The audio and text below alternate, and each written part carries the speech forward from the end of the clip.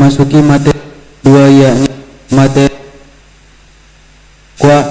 berdasarkan 5 dasar karakter tubuh yang akan diberikan langsung oleh Kiai Haji Fahmi Amrullah Haji.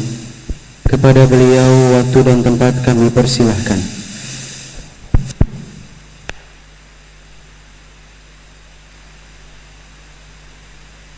Assalamualaikum warahmatullahi wabarakatuh.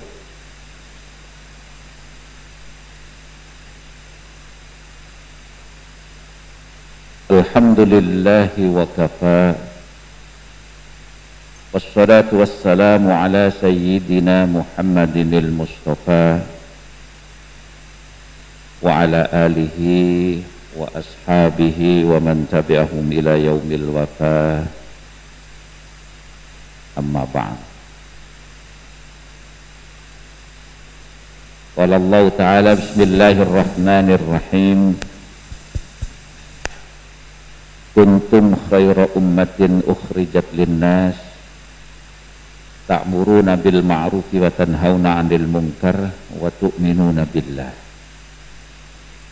Walau amana ahlul kitabi lakana khairan lahum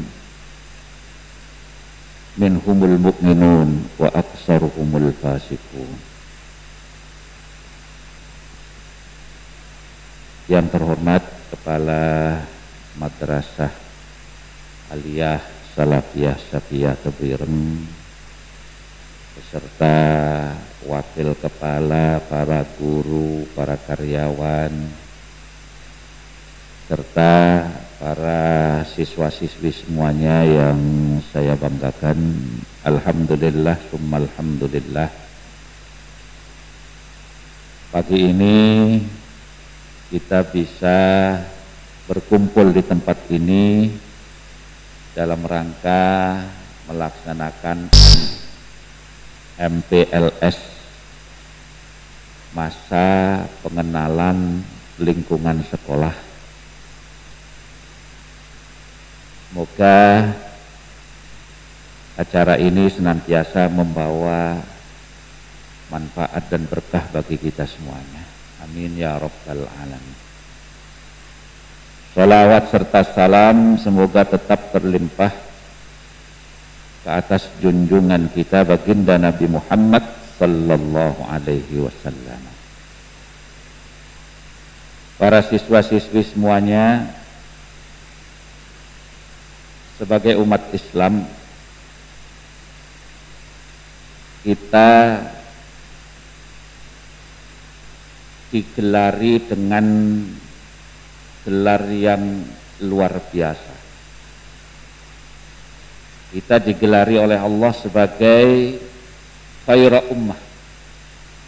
Tadi ayatnya sudah saya bacakan, kuntum khaira ummatin ukhrijat linnas.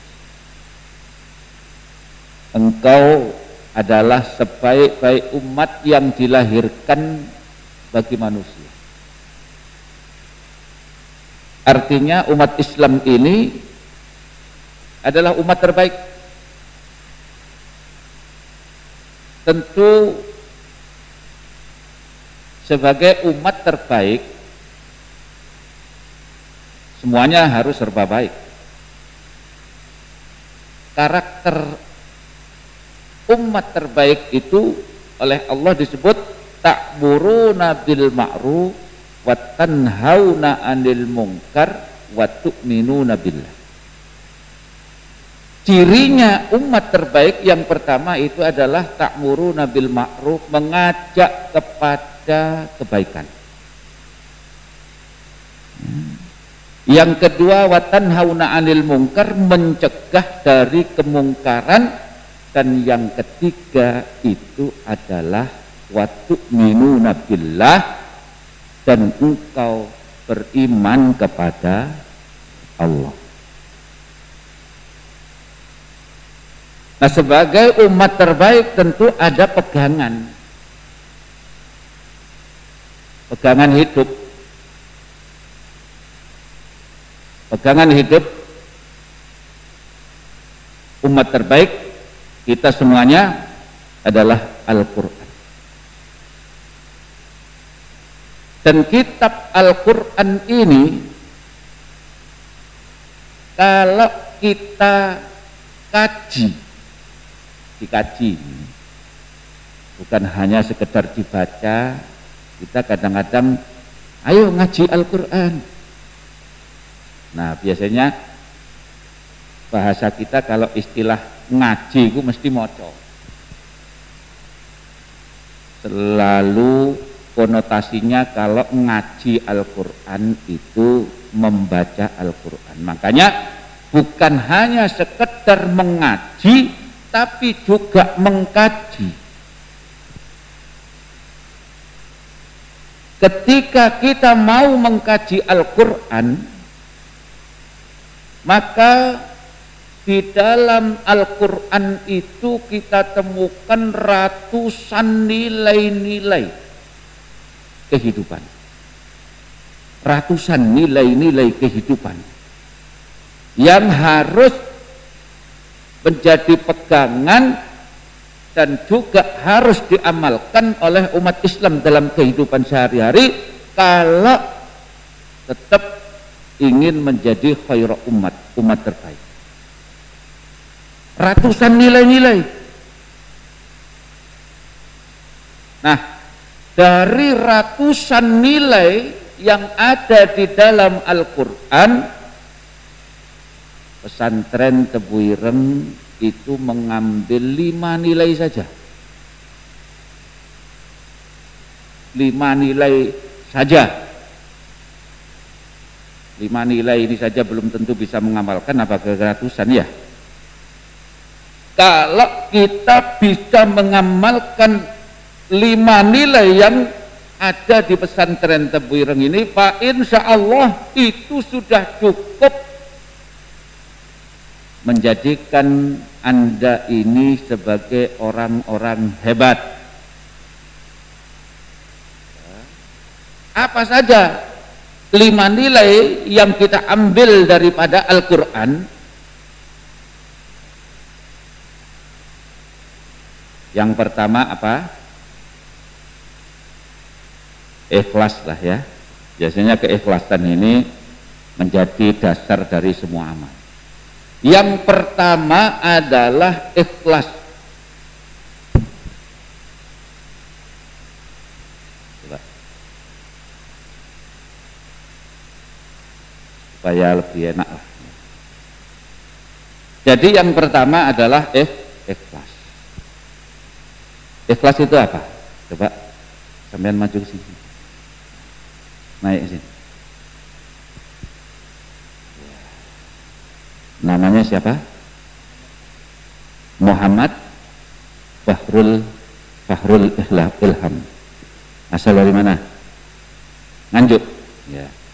Coba Fahrul, kamu pernah dengar kata ikhlas? Nah sekarang coba menurut Fahrul, ikhlas itu apa? Ikhlas yang kami tahu aja, jangan yang nggak tahu.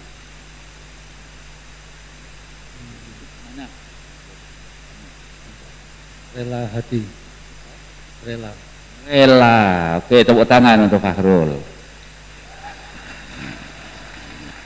Nah, jadi salah satu definisi ikhlas itu menurut Fahrul rela. Coba satu lagi, yang pakai kacamata sini, pakai kacamata. Nah ini depan. Nah, jadi biar adil, satu putra satu putri kan. Sini maju. Sini, nggak apa-apa. Ah, naik. Nah, nama siapa Neng? Aziza Naf. Siapa? Aziza. Aziza.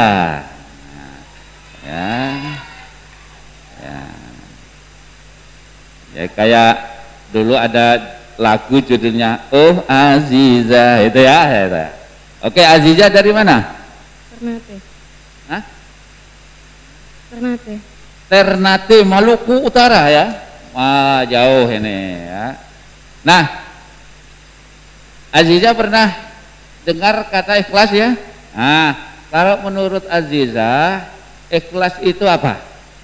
Melakukan sesuatu dengan rela karena Allah. Ya, terima kasih. Tepuk tangan untuk Azizah.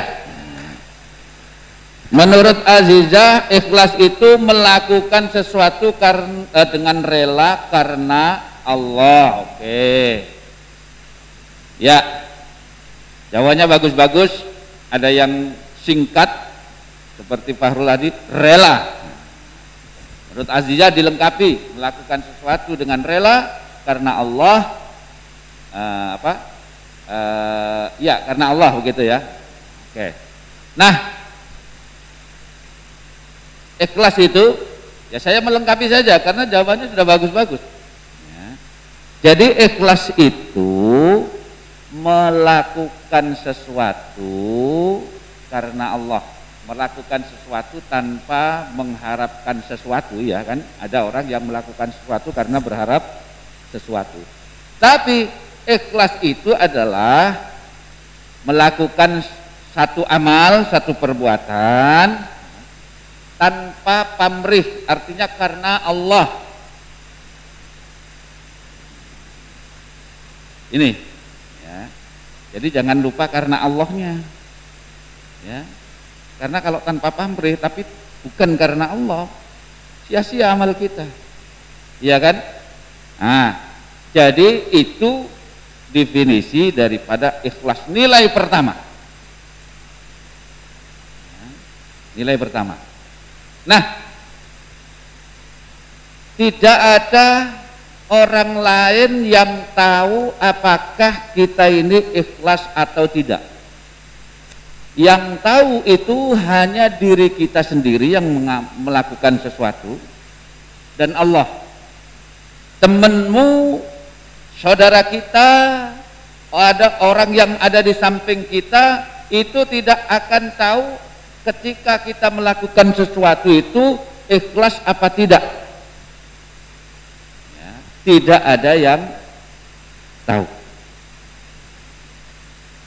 Ya, tidak ada yang tahu. Jadi kalau ada orang ngomong ikhlas, misalnya nyumbang masjid 2.000 rupiah, kemudian dia mengatakan, Pak, ini saya nyumbang masjid ini 2.000 rupiah, saya ikhlas Pak melakukannya. Betul Pak, saya ini ikhlas banget. Nyumbang cuma 2.000 aja ngomong ikhlas ya. Jadi ketika ada orang mengucapkan apa yang dia lakukan itu ikhlas, ikhlas, ikhlas, sesungguhnya orang itu justru tidak karena ikhlas itu bukan diucap.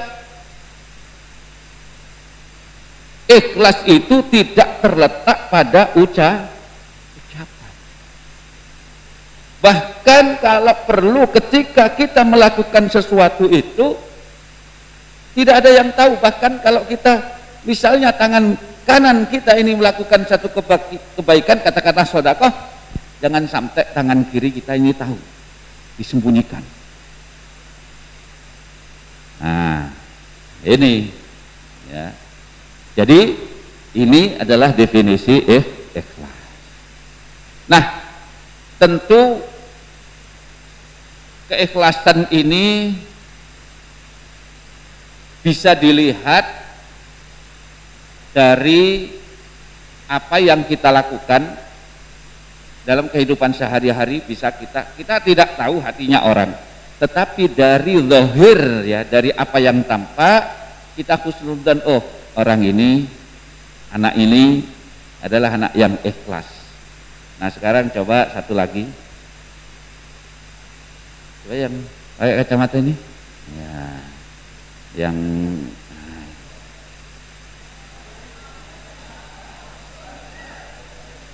nama siapa? Ilham.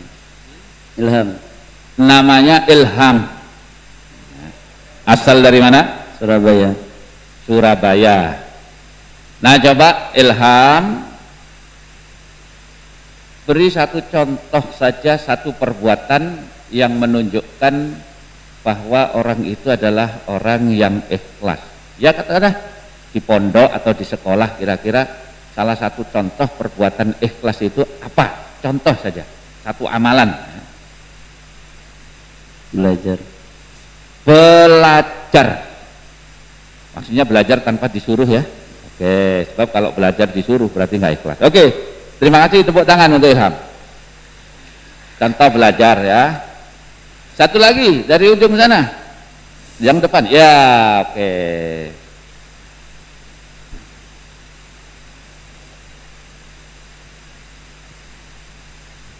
Nama Najwa, Nabila, Nadila, Nadila, Nabi, Nabila. Oke, Nabila dari mana? Dari Jawa Tengah. Jawa Tengah mana? Grobogan. Gerobokan. Ya. Oke, nah coba Nabila kasih satu. Kalau tadi Ilham memberikan contoh belajar tanpa disuruh ya. Nah sekarang coba kasih satu contoh yang menunjukkan apa? Satu perbuatan yang menunjukkan bahwa orang ini adalah anak yang ikhlas. Coba. Membantu teman yang sedang kesusahan. Membantu. Ya, terima kasih, tepuk tangan untuk Nabila. Ya. Membantu teman yang sedang kesusahan tanpa diminta. Nah, jadi harus ada penjelasannya. Nah, ini bagus. Jadi jawabannya salah satu contoh perbuatan ya ini karena kita ini tinggal di sekolah, di pondok, maka contohnya adalah contoh-contoh yang berkenaan dengan aktivitas santri setiap hari. Yang pertama tadi belajar tanpa disuruh, ya, membantu teman tanpa diminta ketika melihat teman ini punya kesusahan atau ada kesulitan, sedang ditimpa musibah, kemudian kita secara spontan itu membantunya, Pak, insya Allah ini termasuk salah satu definisi ikhlas. Ya, banyak contoh-contoh yang lain, misalnya ketika kita melihat ada sampah berserakan, ya, katakanlah ada beberapa daun yang tidak berada di tempat sampah, kemudian kita berjalan, kita ambil itu sampah itu tanpa diminta, ya, kemudian kita buang di tempat sampah, ini juga termasuk salah satu bentuk ikhlas. Nah, bisa jadi perbuatan-perbuatan seperti itu yang mengangkat derajat kita. Kita bisa jadi diangkat bukan karena ibadah kita, bukan karena sholat kita, tetapi justru karena akhlak kita. Ya, jadi ikhlas ini menjadi syarat dari semua amal ibadah kita. Innamal a'malu binniyah. Ya. Sahnya satu amal itu karena niatnya. Contoh yang lain, misalnya ketika mendengar suara adzan di pondok misalnya, Allahu Akbar, Allahu Akbar. Nah, begitu terdengar lafaz Allahu Akbar dari muadzin, kemudian mereka yang sedang ngobrol berhenti, berdiri, ambil air wudhu, kemudian mempersiapkan diri berangkat ke masjid. Itu bentuk keikhlasan. Ini salah satu contoh saja.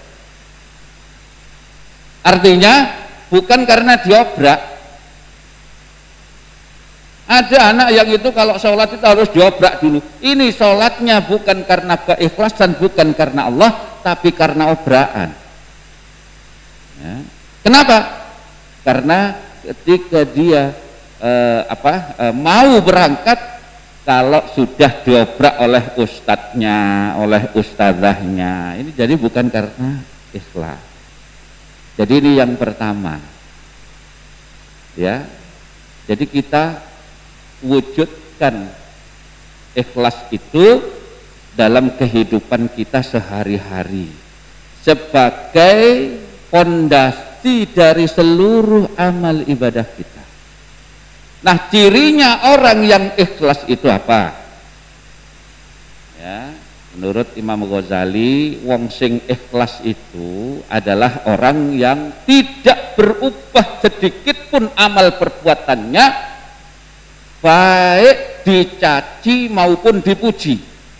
Artinya ikhlas itu bisa cirinya adalah antara pujian dan cacian tidak merubah amal perbuatannya. Ada orang yang mungkin ketika dia beramal kemudian dipuji, dia tingkatkan lagi, misalnya sodako.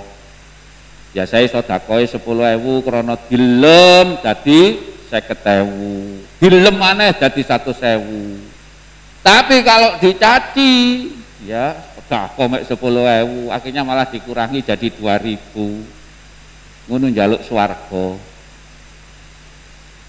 Warga kok sama dengan toilet 2000. Nah, jadi antara cacian dan makian tidak merubah amal orang tersebut.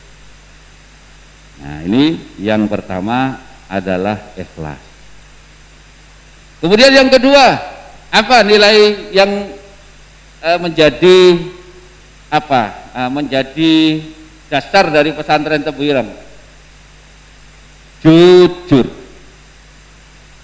jujur ya, jujur. Coba ini, ya.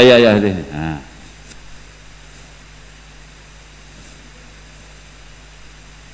Pernah dengar kata jujur? Nama dulu, siapa namanya? Fahim. Fahim. Dari mana? Jombang.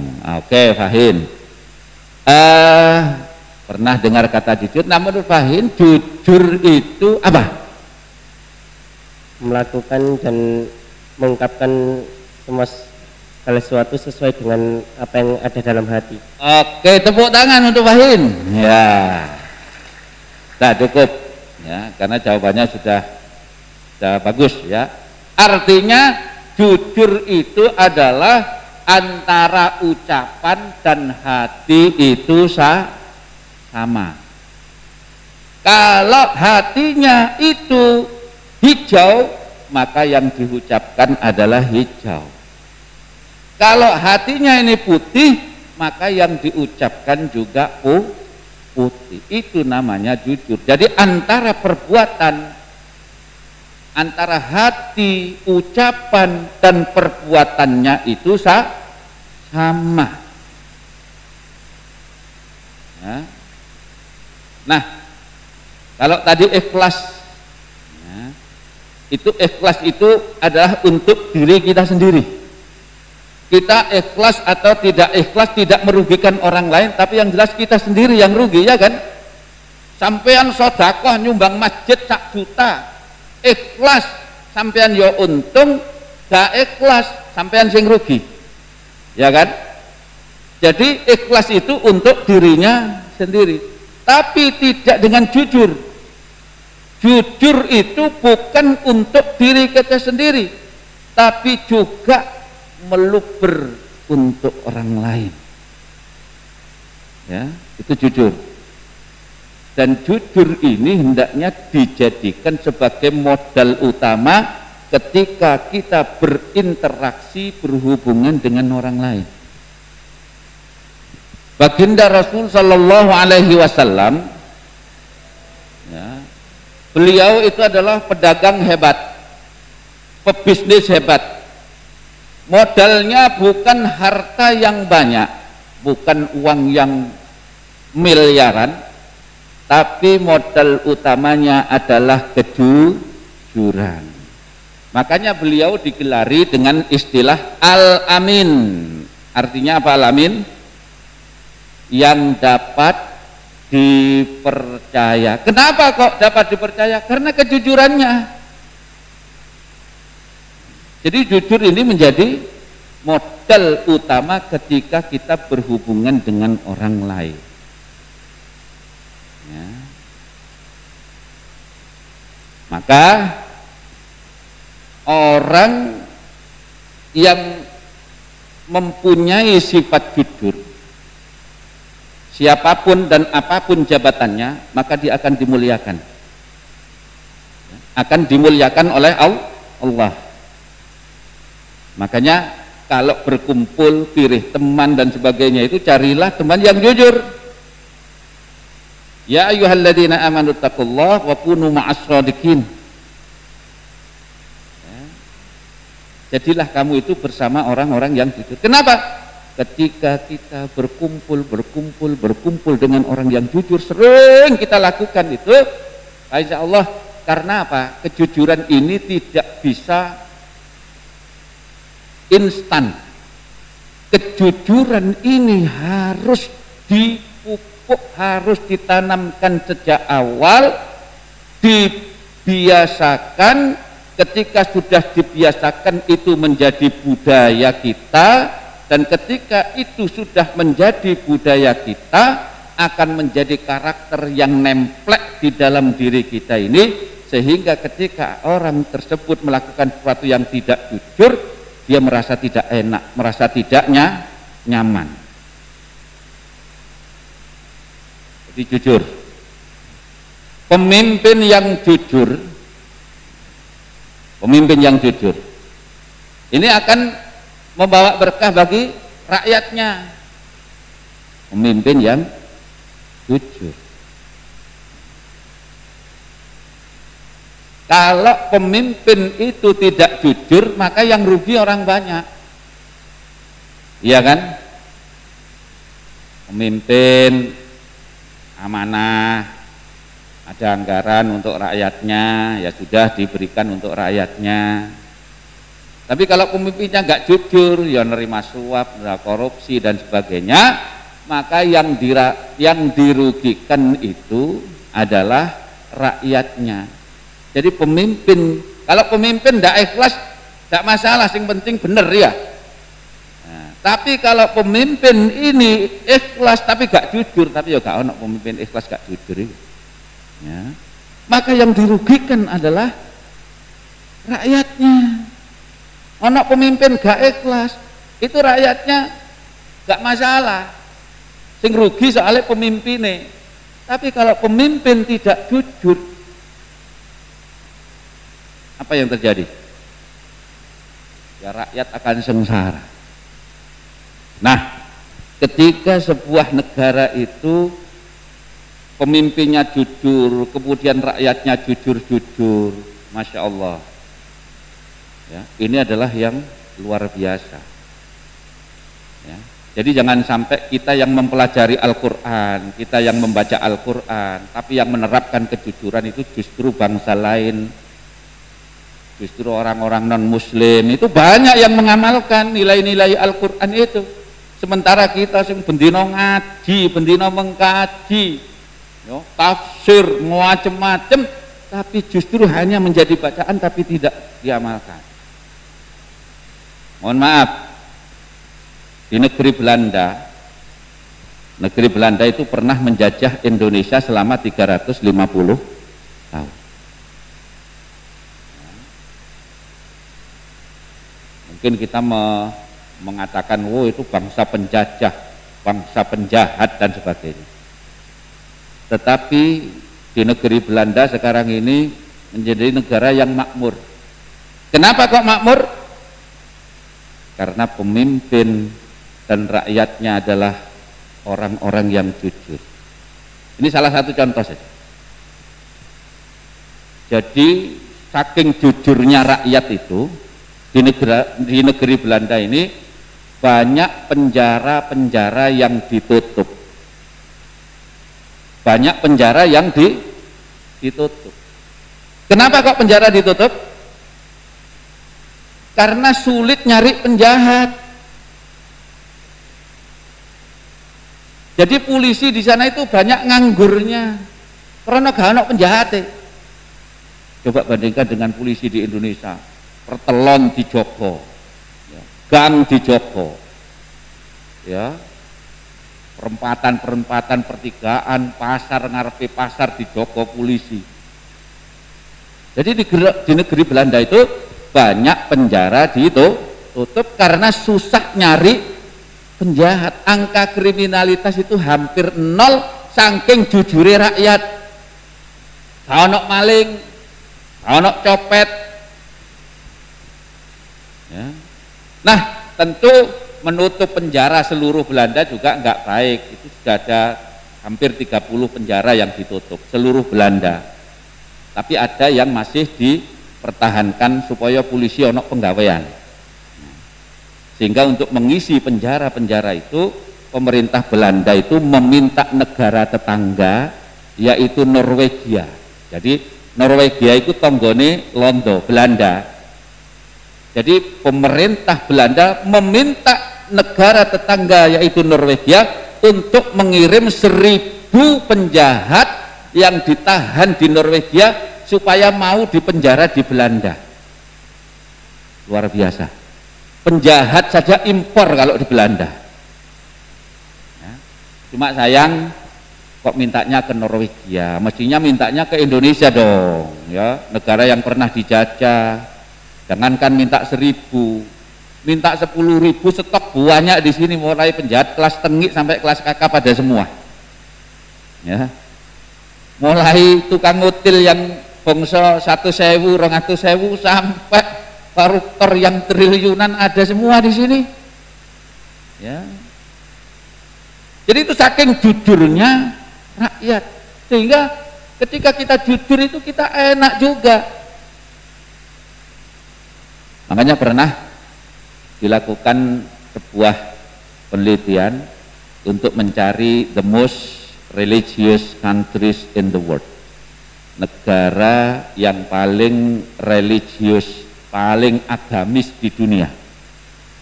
Kalau ukuran paling agamis itu wong sing akeh salat, ya. Negara yang paling banyak warganya yang salat pasti Indonesia juaranya, karena Indonesia negara muslim terbesar. Cuma sayang ukurannya religius itu bukan salat, tetapi kejujuran pemimpin dan rakyatnya, stabilitas keamanan, ketertiban negara itu. Dan yang terpilih ternyata peringkat 1 itu adalah negara New Zealand atau Selandia Baru. Jadi di sana di Selandia Baru itu kalau orang pergi itu jarang rumahnya dikunci, jarang rumahnya dikunci. Kenapa? Dikunci itu ketika ditanya, lo rumahnya kok nggak dikunci? Jawabnya, lah ngapain dikunci? Wong di sini nggak ada maling, di sini nggak ada copet, di sini nggak ada tukang ngutil. Itu di New Zealand. Coba nang Jombang, digembok 28 itu jadi kebobolan. Ya, gemboknya dirangkep 23 itu masih banyak yang kebobolan. Nah, di sana itu saking jujurnya rakyat itu, rumah ditinggal gak dikunci biasa. Masuk di Kanada. Nah, di Kanada ini juga banyak sih negara Kanada ini pernah dialami oleh seorang ketua ormas Islam. Dia berada di Kanada, kemudian menunggu bis, nah, di halte begitu, kameranya ketinggalan di halte. Ya, dia taruh kameranya di sebelahnya, kemudian ketika bis datang, dia naik bis terburu-buru mungkin sehingga kameranya lupa ketinggalan di halte. Itu jarak kota tujuannya itu mungkin kurang lebih 1 jam lebih. Begitu sampai di kota tujuan dia baru ingat, loh kameranya ketinggalan. Nah, dia pun akhirnya balik mana ke kota tujuan, ke kota asal tempat dia berangkat tadi, menuju ke halte di mana dia tadi naik bus. Subhanallah, di situ kameranya tidak bergeser 1 senti pun dari tempat semula, saking jujure rakyat. Ini tidak kita temui di sini. Kalau di Indonesia, jangankan ketinggalan, disimpan itu loh, amblas. Kenapa? Karena kita masih belum membudayakan kejujuran ini. Ketika jujur itu sudah menjadi budaya, masya Allah. Ya, jadi ini yang kedua, yaitu sifat apa? Nilai jujur.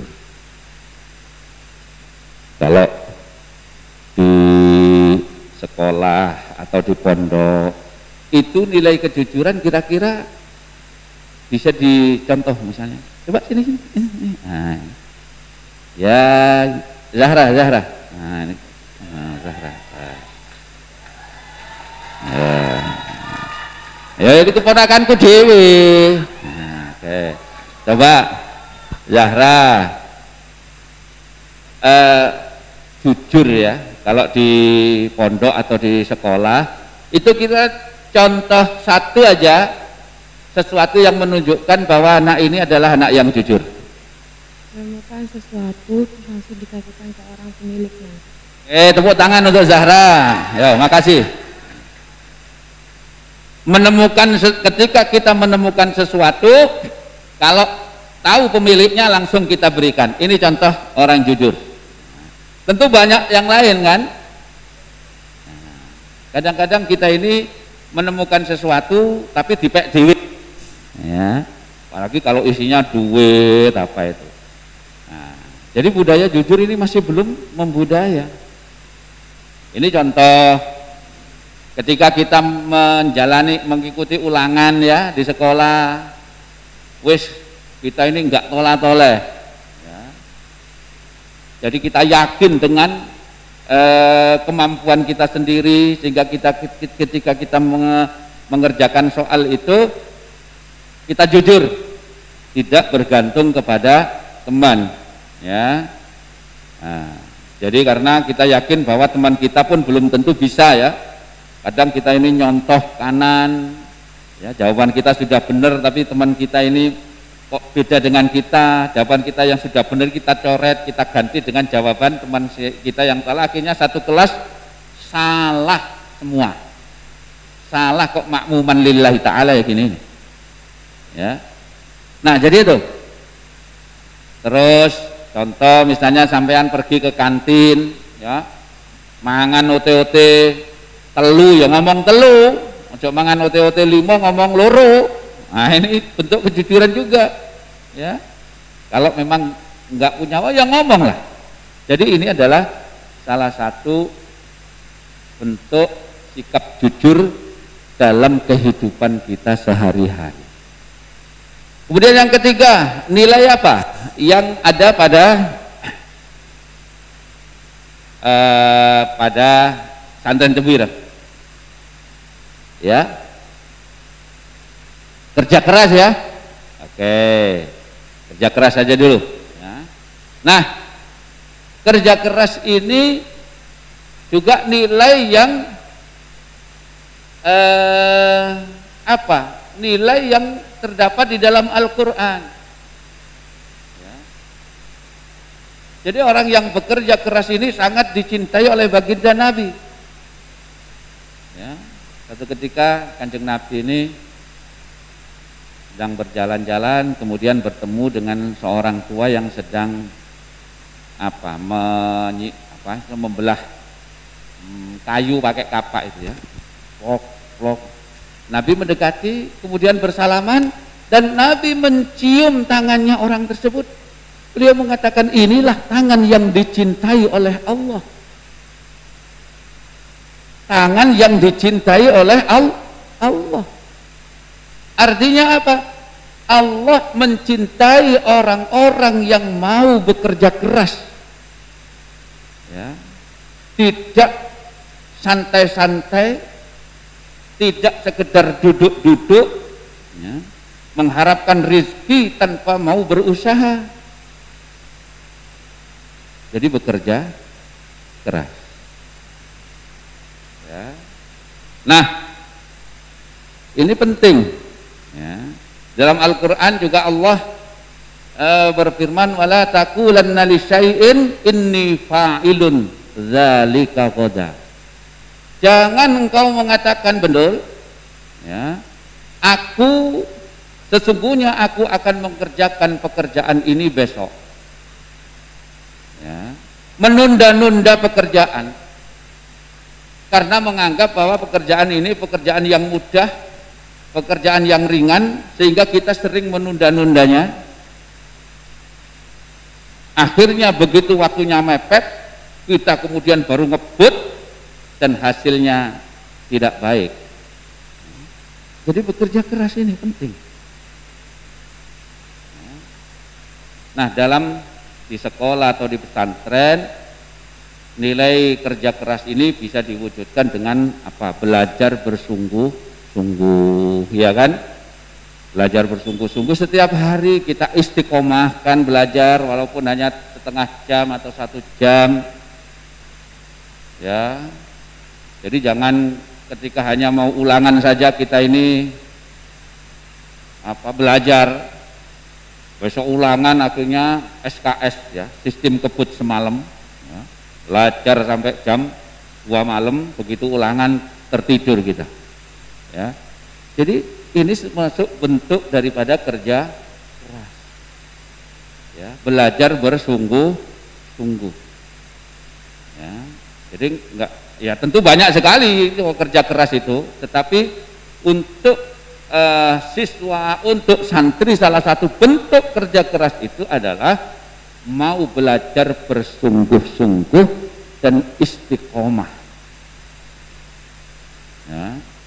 Nah, didukung dengan kebiasaan-kebiasaan baik, misalnya biasa puasa Senin Kemis, ini kerja keras ya. Kemudian membiasakan diri qiyamul lail, bangun malam, ini kerja keras ya. Nah, itu semuanya ibaratnya kerja keras ini kan di awal. Kalau ada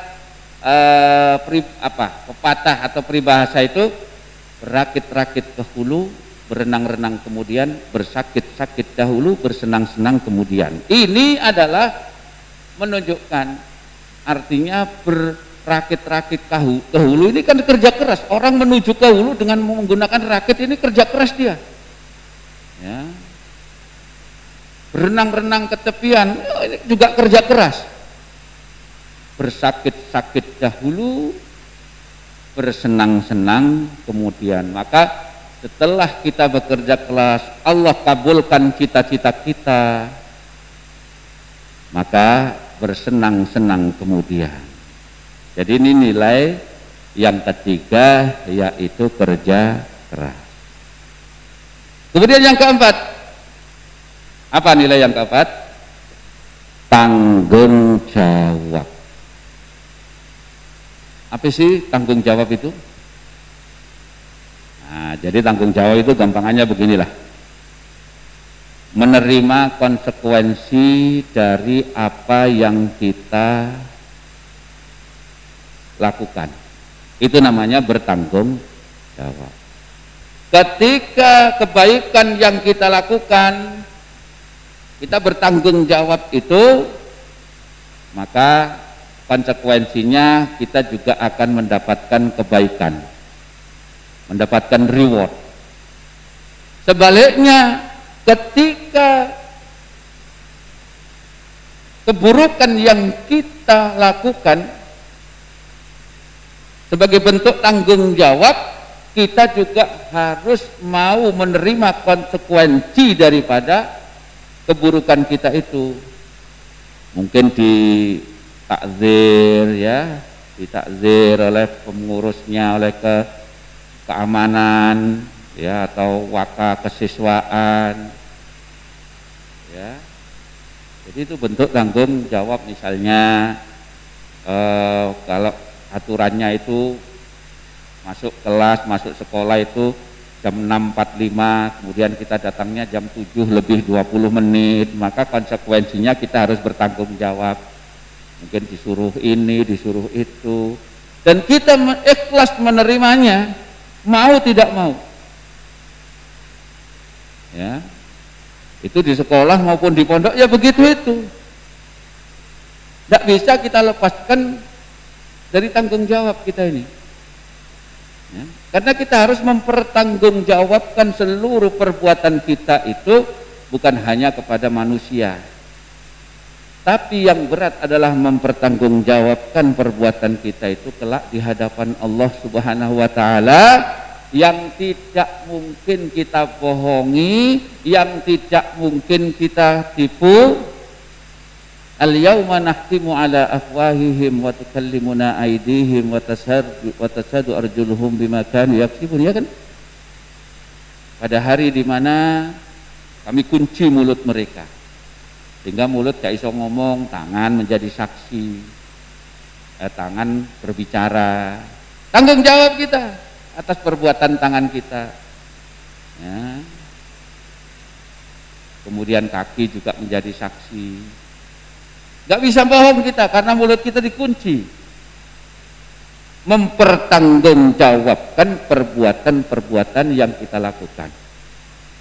Nah, di pondok begitu, nanti kan ada tata tertib, ada aturan, ada pelanggaran ringan, ada pelanggaran sedang, ada pelanggaran berat yang sudah tercantum konsekuensinya, ya. Maka kita harus bertanggung jawab. Tentu ini yang buruk-buruk ya, tapi yang baik-baik pun harus kita bertanggung jawab, ya. Nah jadi itu. Dan yang terakhir, yang kelima, nilai apa? Tasammuh, atau tasammuh itu istilah toleransi. Toleransi itu apa? Ya, contohnya kita menghargai perbedaan, saling menghormati antar teman, ya, ketika musyawarah, ketika diskusi, ketika ngobrol, kita tidak ingin apa, menangi dewe, ya, salah ngeyel, itu sering terjadi kita ini, ya. Jadi itu bentuk daripada toleransi. Tadi yang dari Maluku Utara, ya, juga yang dari Jombang, dari ini saling menyayangi, menganggap dari manapun itu adalah sebagai saudara. Ini bentuk toleransi. Kalau ada temannya yang sedang kesusahan, kita menghormatinya, ya, menyayanginya, kalau perlu membantunya tadi sebagai bentuk salah satu keikhlasan, ya. Jadi ini tasammuh, kita biasakan berbeda, ya. Kita biasakan untuk berbeda. Kalau sama itu biasa, kita menghormati persamaan itu biasa. Tapi kalau kita ini menghargai dan menghormati perbedaan, ini baru luar biasa. Nah, jadi ini nilai yang kelima. Nah, karena itu para siswa-siswi semuanya, 5 nilai ini kalau kita ini sudah bisa menerapkan dalam kehidupan sehari-hari, sudah menjadi karakter hidup kita, barulah kita ini akan diangkat derajat kita oleh Allah menjadi khairu ummah yang sesungguhnya. Kenapa kita ini? Karena memang ngatur orang banyak itu tidak segampang ngatur orang sedikit. Maka sebelum kita ini ngatur orang lain, ya kita harus mengatur diri kita sendiri. Ibda' binafsik, awali dari dirimu. Ikhlas, ya dari dirimu dulu. Jangan menyuruh orang lain ikhlas sebelum kita bisa ikhlas. Jujur, jangan menyuruh orang lain jujur dulu sebelum kamu menjadi orang yang jujur. Ya, dan seterusnya seperti itu. Nah, kadang-kadang kita ini yang nyuruh kita jujur orang yang nggak jujur, janji nggak pernah ditepati, ya. Atau kadang-kadang janjinya dilanggar. Maka ketika itu dilakukan oleh seseorang, ya, tunggulah, ya, maka umat ini akan hancur, umat ini akan rusak. Bisa jadi Islam ini hanya tinggal nama saja, ya. sayati ala nasi zamanun la yabqa minal islami illa ismuhu wala minal qur'ani illa rasmuhu. Kelak akan datang satu zaman, kata baginda Nabi, di mana tidak akan tersisa Islam kecuali hanya namanya, dan tidak akan tersisa Al-Quran kecuali hanya tulisannya. Kenapa demikian? Karena umat meninggalkan amar ma'ruf nahi mungkar, meninggalkan sifat-sifat, meninggalkan nilai-nilai yang menjadi dasar kebaikan-kebaikan ditinggalkan. Tidak jujur, tidak ikhlas. Nah, sekarang ini ilmu pengetahuan justru digunakan untuk menipu, ya. Jadi sering kita ini mungkin yang punya media sosial, ada orang ngaku-ngaku ini minta ditransfer dana dan sebagainya. Allahu a'lam. Ya. Nah, inilah 5 nilai ini. Moga-moga kita semuanya bisa bukan hanya sekedar memahami, ukuran paham itu adalah mengamalkannya. Semoga bermanfaat ya bagi diri saya dan umumnya pada siswa-siswi semuanya. Saya kira ini paparan tentang 5 nilai. Kalau ada yang mau ditanyakan, monggo, masih ada waktu beberapa menit. Silakan. Assalamualaikum warahmatullahi wabarakatuh.